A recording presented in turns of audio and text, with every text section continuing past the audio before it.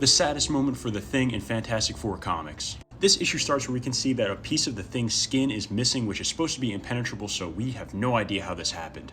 Everything looks like a normal day as the group has to go through Grand Central Station because their Fantastic car blew up in their last adventure. That's when all of a sudden this woman screams because Ben takes off his hat. It's this old woman. She yells, "Somebody call the police, there's a monster here," and that's when Sue has to make Ben Grimm appear invisible, and the Thing just walks away and he's like, "Don't worry, I can make myself invisible."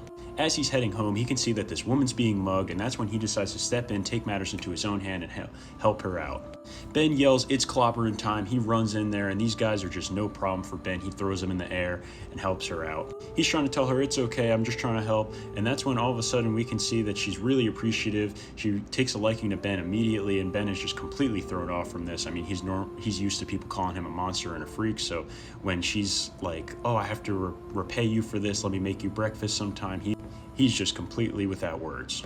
The next day, the group is asking if Ben wants to go out with them, and he's just like, "No, I'm feeling a little under the weather," and we can just see him looking sad by himself, and then all of a sudden he gets a phone call from Jennifer, the lady that he saved.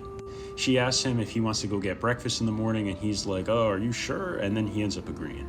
The two end up going on a really nice date together. She even is able to get Ben into this nice suit, and we can tell that he's really feeling himself. I mean, it's gotta be a long time since he had a nice date like this.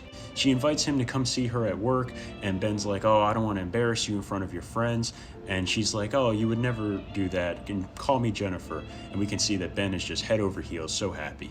The next day, Ben shows up at the warehouse. He even brings flowers, and that's when he pulls up and he sees that Jennifer is all tied up, and the Absorbing Man has captured her.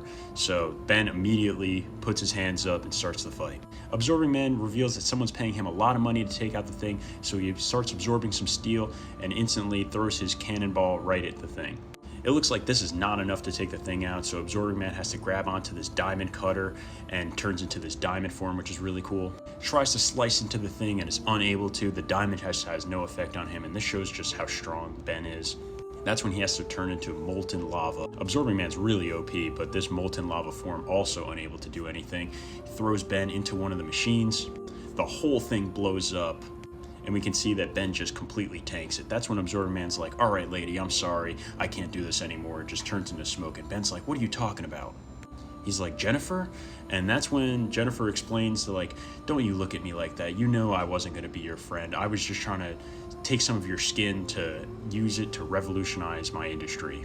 Ben is in complete shock at this point, and Jennifer just reveals everything. She's like, you think I would be attracted to some monster like you?" And this obviously really hurts the Thing. He just walks away, but before walking away, he just grabs hold of himself